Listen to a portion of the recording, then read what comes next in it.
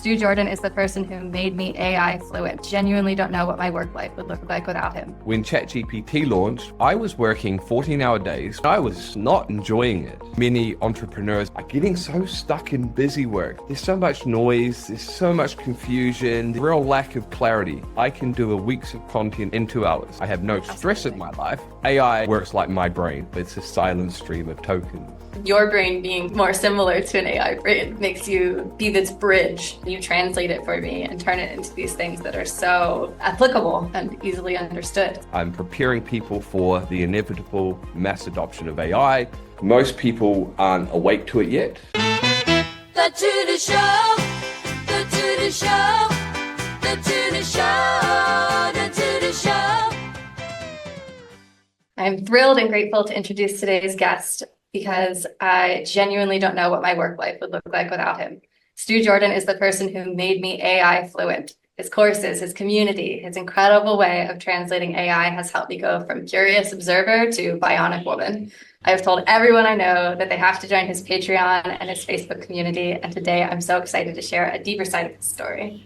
Stu is the founder of Evolution Unleashed, a rapidly growing AI learning community and mastermind for creators, founders, and explorers who don't just want to use AI, they want to bend it to their will. Here's the twist for today's episode. Stu doesn't use a to-do list, but I can't wait to get into what makes up his day and how he manages his AI team. Welcome, Stu. Thanks, to get started, I'd love to hear, how do you usually answer the question, what do you do? Well, that is actually quite an interesting question because I quit everything back in February 2023. I shut down my agency, got out of businesses I was involved in. I wanted to go all in on AI, and I didn't really know what I was doing, or if you'd asked me that question, it would be, I want to learn AI, nothing else. I want to learn how to embed AI into business and to sort of prepare for the new age that is coming. So that was my entire reason. But we're now at the point where AI is starting to get on the radar of the normal community, helped by a lot of the big rollouts recently that make AI a bit of fun as well. So people are starting to wake up to the threat that AI poses to the old way of doing things.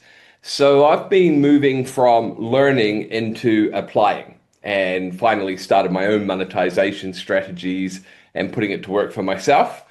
So what do I do now? Apart from AI education, of course, and sharing my journey, I'm focused on building an agency right now. I haven't told anybody what it's about, but it's disrupting an old industry that hasn't seen disruption for a long time. And not only do we have a friend of mine and I have the passion, the skill, the experience, and the right mindset to disrupt this, we also have the AI tools. So yeah, exciting times. I'm not sure that answers your question, but let's just say I'm a bit of an outlier in some ways. If you were to give a short answer, would you usually say like AI educator or like AI disruptor? I would say I'm an AI entrepreneur. Oh, okay. Yeah, I like that. That feels quite fitting. So you don't use a to-do list. I'd love to hear more about why lists don't work for you and what you do use instead. How do you know what to prioritize and what needs to get done? And that is a good question. And before I answer, I'm just going to say why I don't have a to-do list.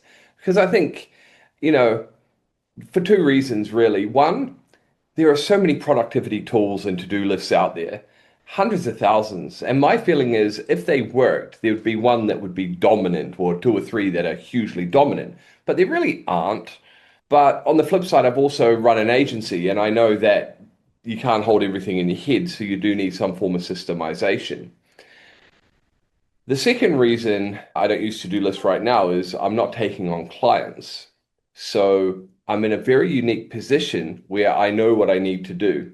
But I feel most or many entrepreneurs and business owners or people trying to, run around do to-do lists are getting so stuck in busy work. They keep putting things between themselves and where they want to be, and they just keep stuck on this circle. But when you zoom out and look at the progress, there's so much noise, there's so much confusion, there's a real lack of clarity.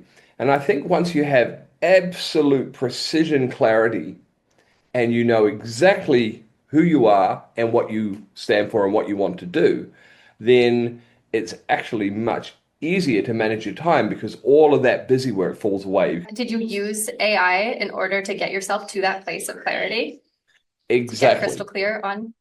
I have spent literally 2.5 years finding that clarity. That was not easy.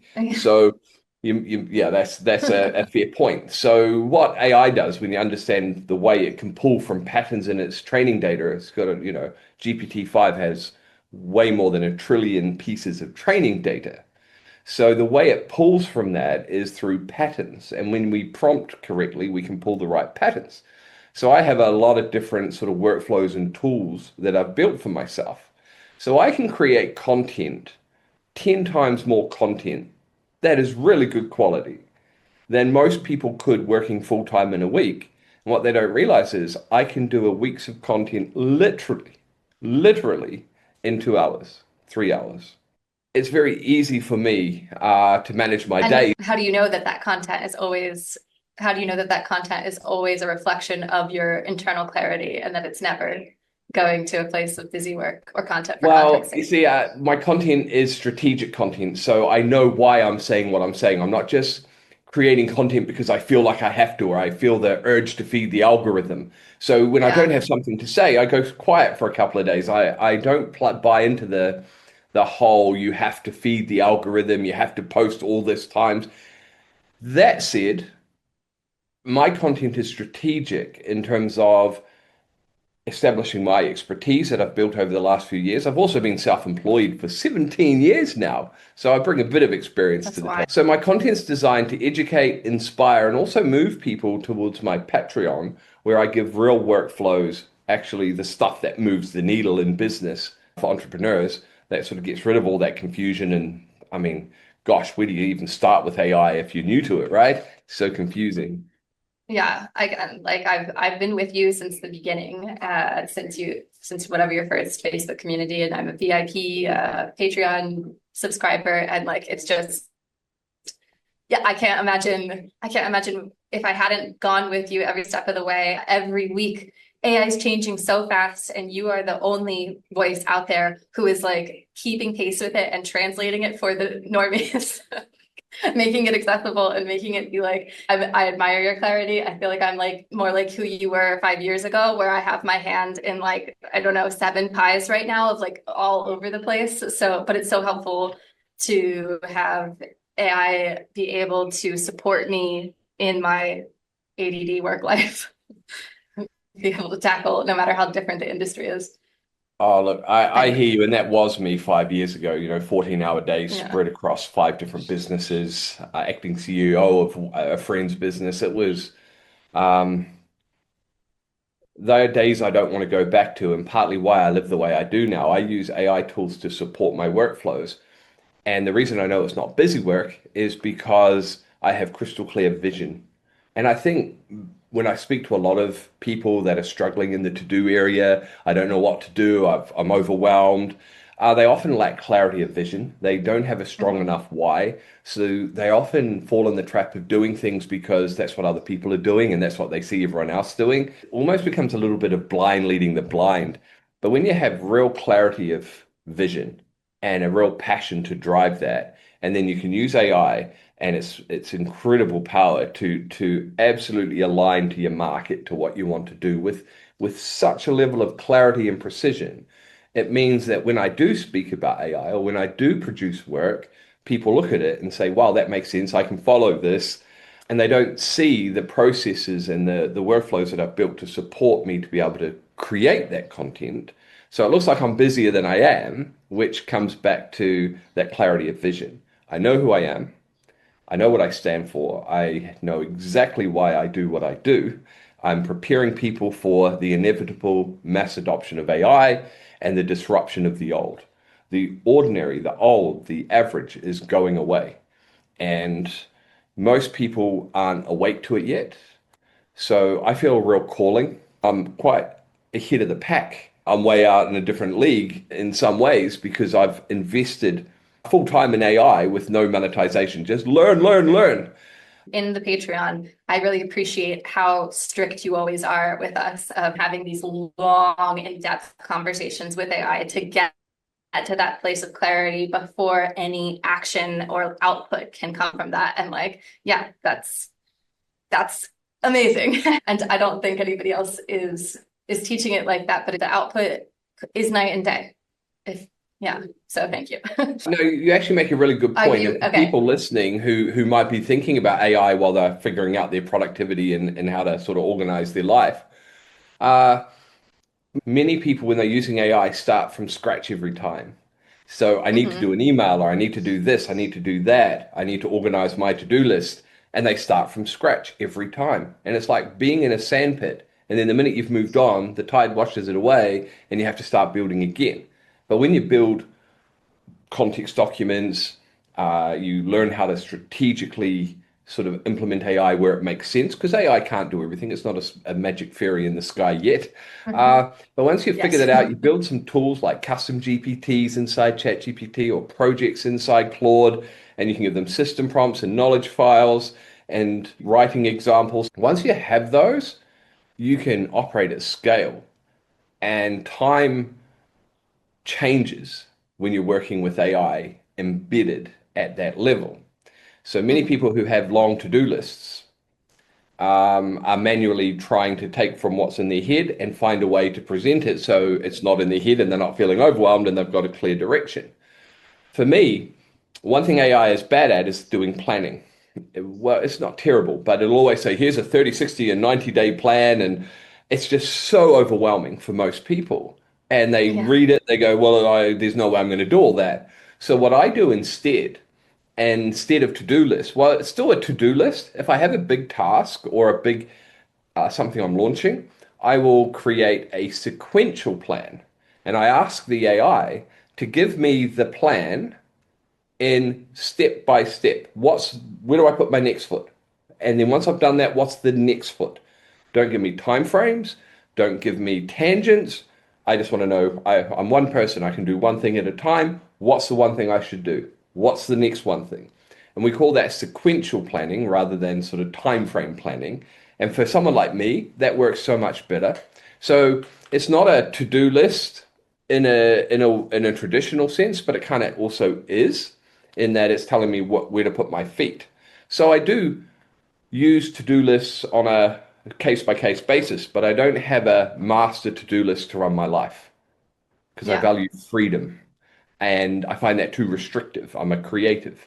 So instead, Monday is engage my community, create my week of content, my base content. I'll still post content throughout the week because I get inspired. Tuesday's newsletter day. So my main focus is just get my newsletter out.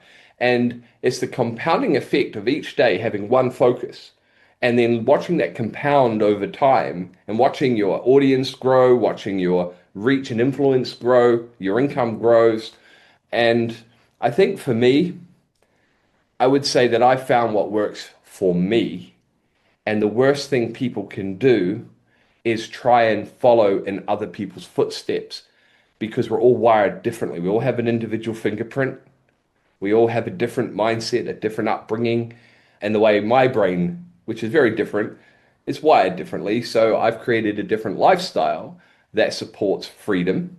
So believe it or not, I only work 4 to 5 hours a day, and I outperform people working 14-hour days. I have no stress in my life, and I am able to produce high quality output at scale and will value, because I've got the experience and the expertise from being self-employed. I know my business, I know my audience, I have my crystal clear vision, and I have built the tools in AI to take 10-hour tasks and turn them into literally 30-minute tasks. Do you feel like all of this systemization and AI assistance has like retroactively changed your mindset? Because when I knew you in person 6 years ago, you were like all hustle all the time. Like there wasn't like you were anti-chill. But it sounds like now you've embraced that. So I'm wondering which came first. Where did you have a desire to chill and you invoked AI, or did AI give you the space that let you realize that you should have some more chill? I have points in my life where I look back and think that was a critical moment that absolutely had a positive big, huge impact on my life. times where I've stepped out of my comfort zone and gone well away from what I traditionally do. When ChatGPT launched, which was November the 30th in 2022, I was in Thailand doing a visa run from Vietnam. And luckily, because you couldn't access ChatGPT for another 3 months in Vietnam, but I managed to get an Oh, account wow. while I was in Thailand the day it came out. I was working 14-hour days. We had clients. I was spread so thin. I was still that hustle guy. And I was not enjoying it. And I came here for freedom and lifestyle. And while I had the right environment, I was productive. I wasn't really feeling like I was fulfilling or I was fulfilled. So when I started seeing the impact ChatGPT was having on our agency workflows, in very early days, Andy, who helped launch this brand, he's since moved on, we used to do prompting sessions to like 3 or 4 in the morning. He was in Taiwan and we cracked prompt structure. And, I just took to this like a duck to water. I was so passionate about AI. But it didn't take me long to realize and see into the future. And we're not there yet, but we are coming to a point where AI will fundamentally reshape how we work, how we interact. Social media trust is about to be destroyed. We're heading into a very new world. So I made the decision to quit everything, literally everything. I just learned. I just went all in to learn. And I think that seeing that difference from going from hustle, hustle, hustle, and then all of a sudden, I have nothing to do, literally nothing, except create content and build an audience. And I was enjoying that. And it was through that process and working with AI, and it probably took me a year and a half to really figure out my vision. It wasn't something that just clicked into place. But once I had it, it gave me the confidence to really start scaling up what I was doing. So I think, that clarity of vision and that why with Simon Sinek is so critical because without it, you're doing things because you have to, not because you want to. And there are always things you don't want to do in business. But when you're doing something that really drives you and you have that vision, that stuff isn't so hard. Since AI is so rapidly changing, how do you like account for that in your weekly flow? Like each day has a focus, but then, on Wednesday, surprise, a new version might be released or like all of this, something brand new will happen. Then do you just switch focus and dive into that? No, the core tasks that I set for each day of the week, one per week, they're immutable. I Okay. know I need that for the compounding nature that it brings, and I'm seeing the results. So I wouldn't change it. Can you go through each day? Well, Monday is content, go through comments and engage the audience a little, create some content. Tuesday is my main thing is to get my new newsletter out, The Unleashed Entrepreneur. Wednesday is a fun day because I play poker on Wednesday as well. But Wednesday is Patreon, where I really get in and focus on what have I been saying? What do I need to say? And how do I keep creating value? I have very little fall off, which is a good sign. I think people like it. I try to keep the overwhelm at a level. So that's Wednesday. Thursday, we're back on the content grind. Content's a huge part. But Thursday is also a strategic day.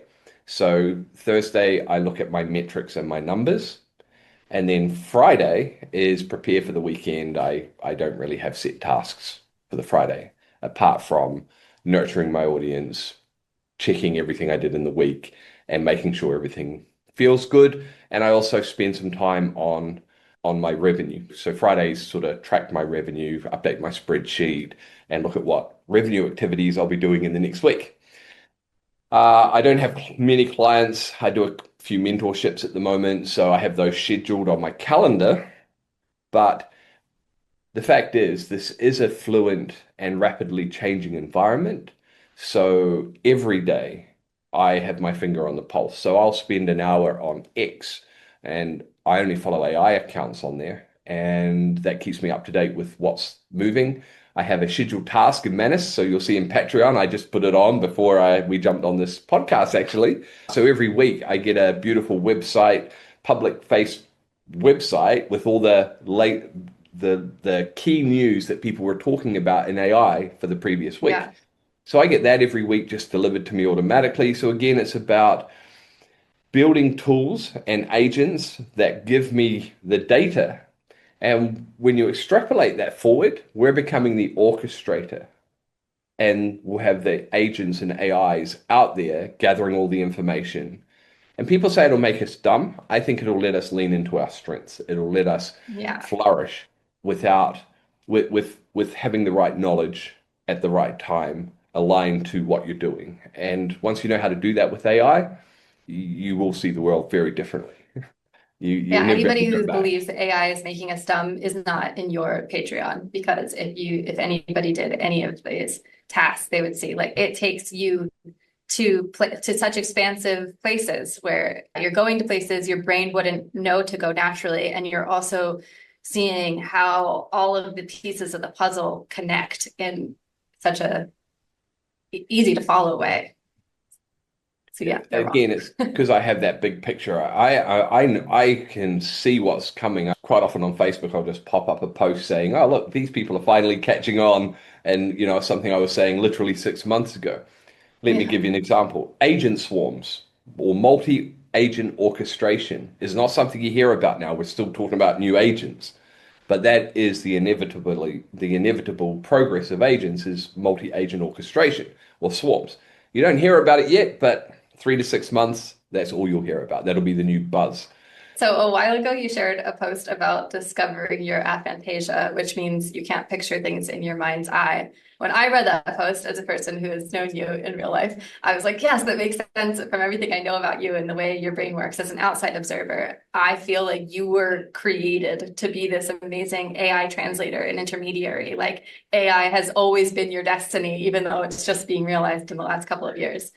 You said that AI feels intuitive to you because of Aphantasia. Can you explain that? Sure. And there's a lot of debate around aphantasia, and people who don't have it just can't conceive of it. So they assume that we're just describing the same thing differently. But there is a test you can do, like the apple test. Imagine an apple sitting on the table in front of you. How real is it compared to a real apple? And what percentage would you say is real in terms of looking real? If you can't see an apple, then that's aphantasia. But when I close my eyes, it's black. I can't see anything in my head, no pictures, no sound. I have a silent voice where I think in a stream that is silent. So I have a silent awareness. And when I started using ChatGPT, well, what do you know? It's a silent stream of tokens.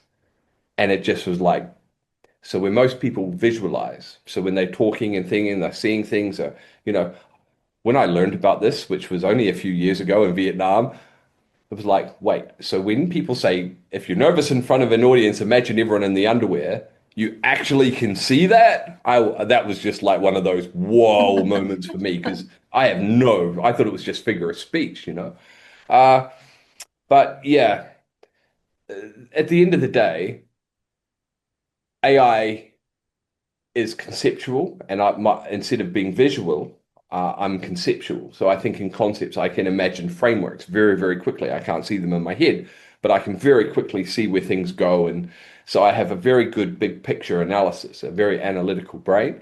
It has its downsides. We won't go into those. I'm a very flawed human, as we all are, I suppose. But yeah, for me, AI does feel like what I was born for, is what I've been waiting for.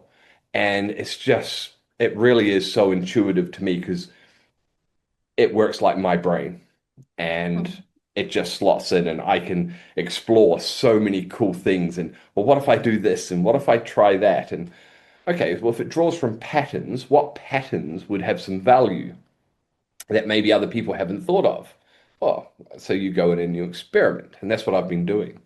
But yeah, the aphantasia is quite a mind-blowing thing when you wrap your head around not being able to see or hear or any senses in your internal mind, and to hear that people, have noises in their head and hear voices.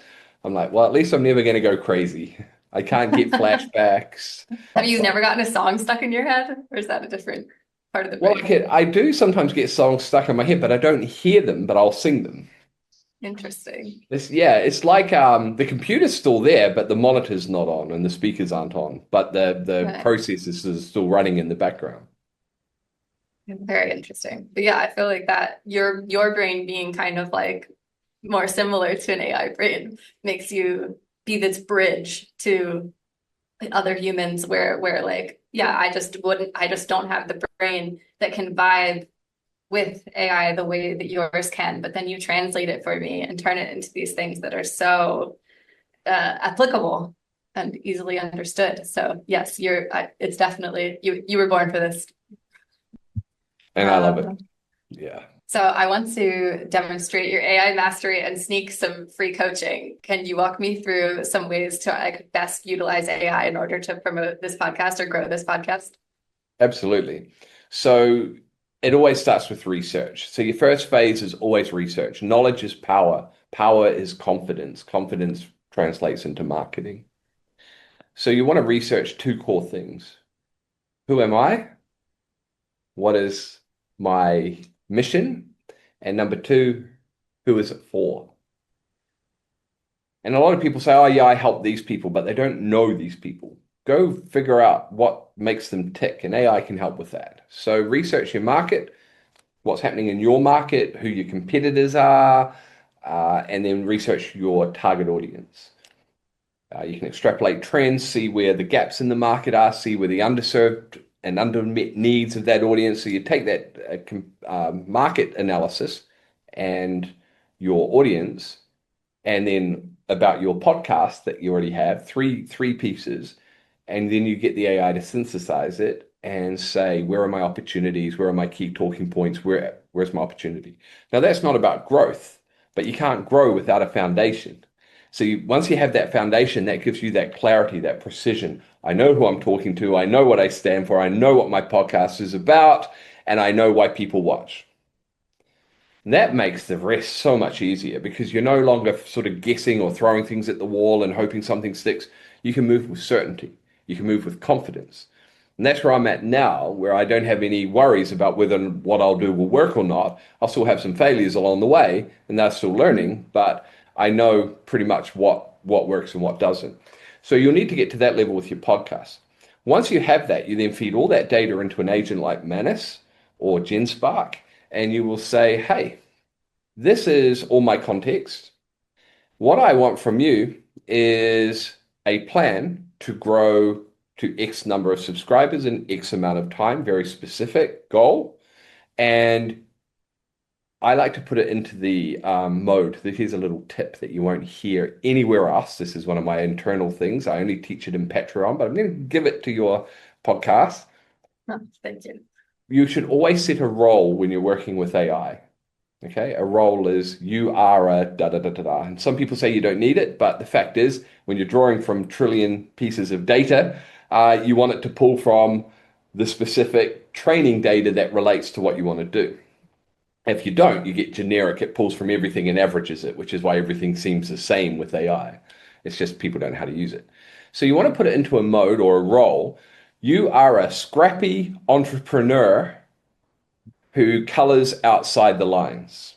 Okay? That as a role with an expertise in what you're doing, which will be marketing podcasts.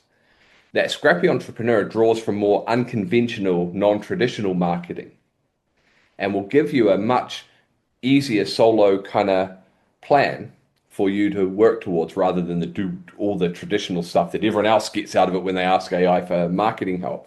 So you need the three pieces of information: your context, your target audience context, and your market analysis. And then you just put it into scrappy entrepreneur mode and say, I need to grow. I want an objective. Give it an end goal. I want this many subscribers or listeners by this amount of time. This, aligning all the data as a scrappy entrepreneur. Give me the most simple, clear plan or strategy that you can, that's within my means to do, that I'll enjoy doing, and will deliver the objective. And then it will spit out a whole lot of stuff. And from there, you're going to have a much better starting point than all the marketing overwhelm that most people pull out of ChatGPT because they say, give me marketing for a podcast. So all it does is it says, well, let's look at all of the training data around podcast marketing. So it's all same. So everybody doing that, looking for podcast marketing, gets the same thing. Everyone starts doing it, and you get a flood of white noise. You want to be signal, not noise.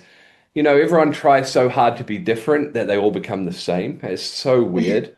So that Scrappy Entrepreneur prompt will pull away from the traditional slot that everyone else is getting, and it'll give you something a lot clearer and more aligned to you. How's that? Helpful? Love it. Yes. So helpful that part of me was like, oh no, now that was so helpful, I need to keep it a secret so that I don't have competitors. But no, I want to share your brilliance with the world. You can edit this part out if you want. You can have it just for you. I don't mind. No, I think it's great evidence of how well you think about these things. I love that. The Scrappy Entrepreneur. I'm definitely going to use that. Oh, and It's a one of game my changer. favorite ones that you've done, just like whenever I'm kind of like, I I have a thought and like I don't even remotely know where to go with this thought is the turn AI into an expert, the two prompt framework of like what would an expert with 20 years of experience do when approaching this and like what would a beginner miss and all of that. And like that one, I use it probably every day, just like when I'm having a random thought and then can take it from there. That one's just so helpful for like getting some initial clarity. Love that one. The borrowed brain, yeah, where you Yeah. borrow an expert's brain to see the things you don't know that you don't know, that only an expert that's Yes. done that would know. And when you specify that 20 years experience and stuff, it'll go find people that have talked about having that level of experience and it'll only pull from that data, which is precision, which is how to drive AI. So well done. I provide the tools and the know-how, but people still have to go learn it and adapt and try it and test it and use it. But the ones that are doing it, you're going to start seeing the edge now. You're going to start seeing your advantage. You're going to start pulling away from the traditional competitors that aren't using AI. They're going to become dinosaurs so quickly. And when that happens, there's Yeah. going to be a mad scramble as they realize, once that realization kicks in, 2026 will be the year of mass adoption. And there's going to be a lot of panic. There's going to be a lot of opportunity. Opportunity for those of us that have been working and positioning, and panic for those that have ignored it.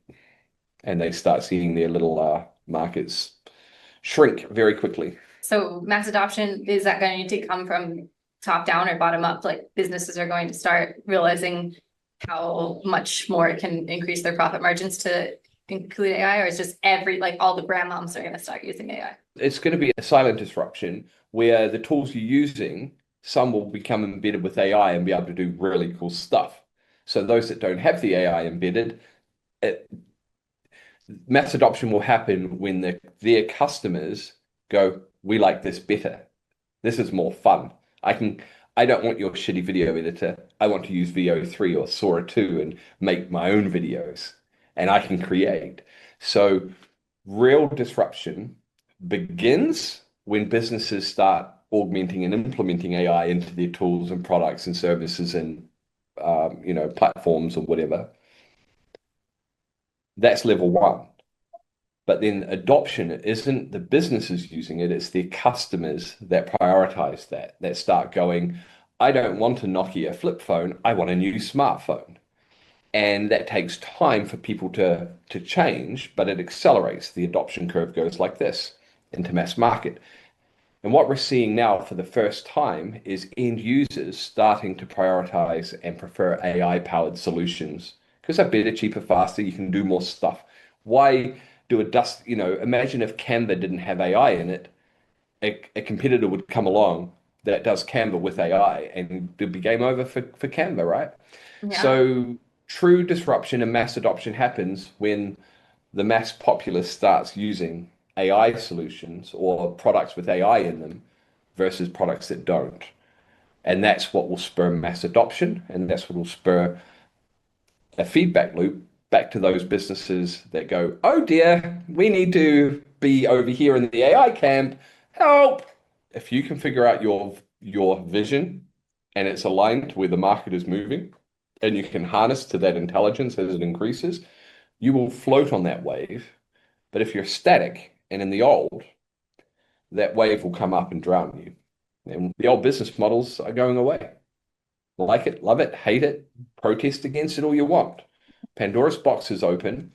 We can't put it back in the box. Fighting it is futile. It's sort of like the ball, resistance is futile. But it is. You're not going to stop AI. There's open source models now. So AI is out. So you can fight it, which is futile, or you can augment it and harness it in a way that helps you and yours, which I think makes far more sense. But hey, Absolutely. not here to convince the world. I'm just here to help people who want to go forward. Do you have a I'm not here to favorite convince AI people. tool, or like is it all for different use cases? My main tools are my prompt generators. So I have a prompt generator for large language models like ChatGPT, Claude, Gemini. Because structured input is massive. It's a custom GPT. It's available on Patreon for you. So if you're on Patreon, you'll have those. And you just say, it'll say, what do you want to do? And it'll ask you like 5 questions. And then it'll give you a prompt. You take that prompt and put it in. So all my prompt work is done like that. And to the point where I use voice, ChatGPT has dictation, a little microphone button, not the advanced voice, but just the wee microphone button. And it dictates better than any tool I've ever used. Like, whoa. You try Perplexity's one and it's a hot mess. But so I can now speak instead of type, which suits me so much better because I can work at the speed of thought, at the speed my mind works. I can now work at, so there's no friction. So yeah, my prompt generators are massive. My content creation project I use every day as well. So yeah, they're the sort of things. But I teach how to build all of it and I give it all away in Patreon. Do you feel like you have any AI peers? Like, is there anybody who you feel is remotely on your level that you can ask questions to or learn from?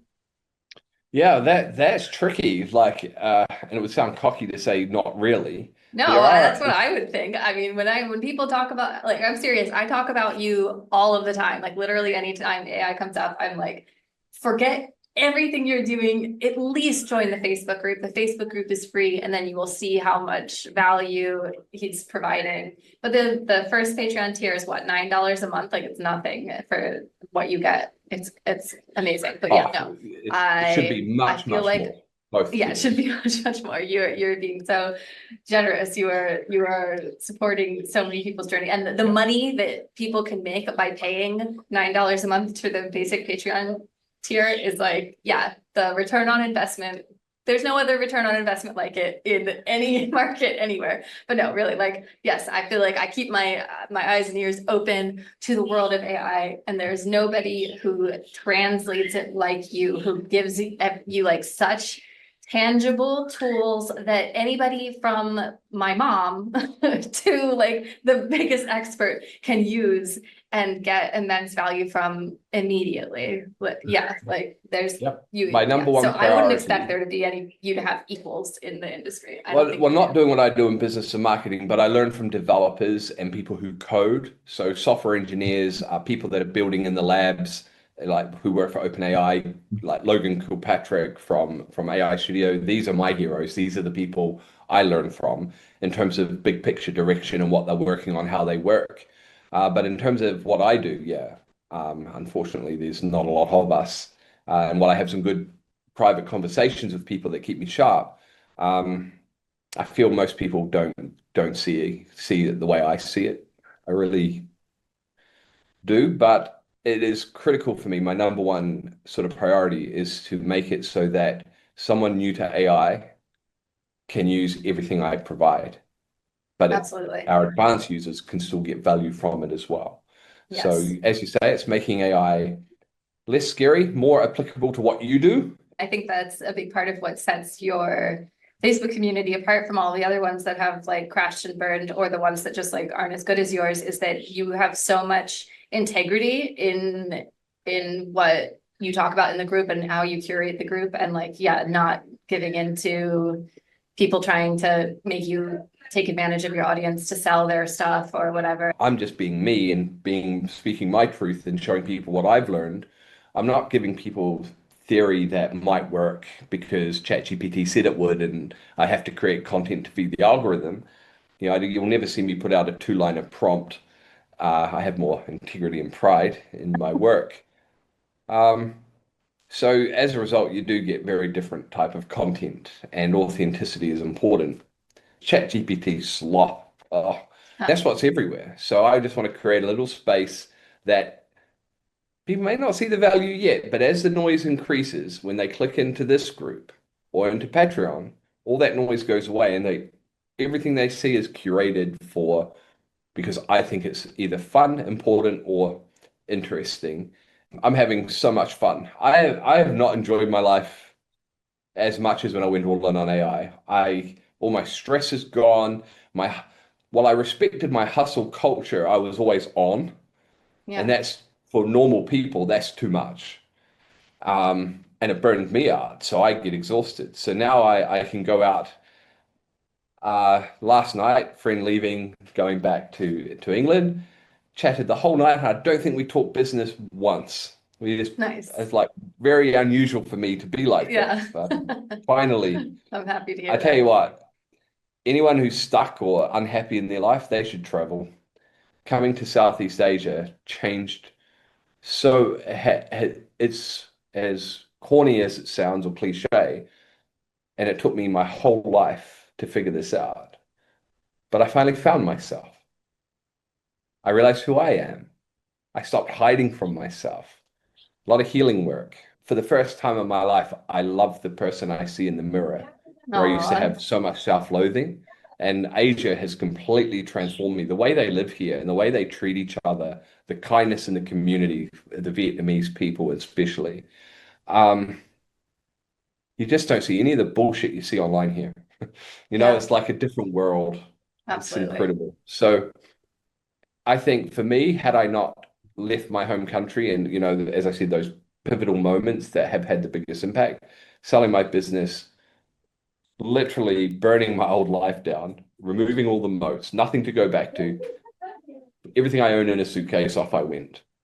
You met me 8 months into that journey, so I was still very Oh, fresh wait, on you went that. to And Vegas first, right? I went to Vegas for 3 months, played, I was going to be a professional poker player, had one of the best 3 months of my life. I loved it, but the grind and the lifestyle was not what I wanted for myself. I wanted more. That wasn't what my life was for. Then I went to Canada, and then it got cold. So I got on a plane to Chiang Mai. And I met you, I think, literally the second or third day I was there. And you invited me to your house for Thanksgiving. I'd like never done a Thanksgiving. That was incredible. That was the beginning of a lot of discovery for me. Okay, final question. So even though you don't use to do this, who in the world, living or dead, would you most like to see what is on their to-do list, or at least an accurate snapshot of how they spend their day? 100% it has to be Sam Altman. Uh, Okay, yeah, that's because he's perfect spread answer for across so you. many different things. I'm no fanboy. I'm not I love Sam Altman. I think he has an agenda. I said a year or two ago that he's going for world domination, 100% world domination. I find him fascinating. His vision is so much bigger than other people's. And I often wonder what a day in the life of Sam Altman looks like. So yeah, 100% Sam Me Altman. too. All right, I'll Yeah. try to get him on the podcast and find out and let you know. Yeah, well, good luck. Thank you. All right. Well, anything else that you'd like to share? Just don't panic. Things are going to change. Just focus on where AI can help you today and whatever bottleneck is in front of you, and ignore all the other noise. Just focus on go learn, go ask AI, how do I do this? One thing. Then once you've done that, do the next thing, and you will start going forward, and you'll leave all that overwhelm behind, because there's so much confusion and overwhelm. Just focus, focus, focus.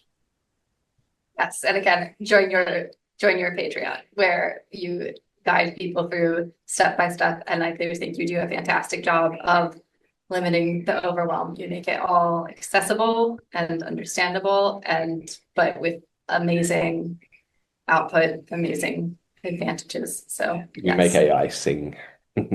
absolutely. Mm. All right. Well, it was wonderful to talk to you and get an insight into your AI translating mind and your day.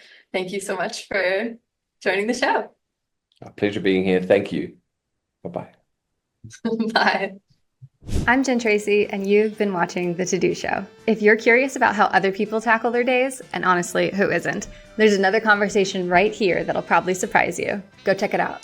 And here's something interesting. There's actually research showing that people fall into 8 distinct patterns when it comes to how they organize their lives.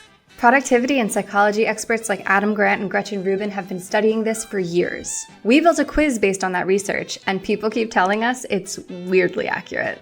It takes about 5 minutes, and you'll understand why certain systems work for you and why others never stick. Head to thetodoshow.com or check the link in the description to take the quiz. And please, please, please hit subscribe, and you can check that off your to-do list.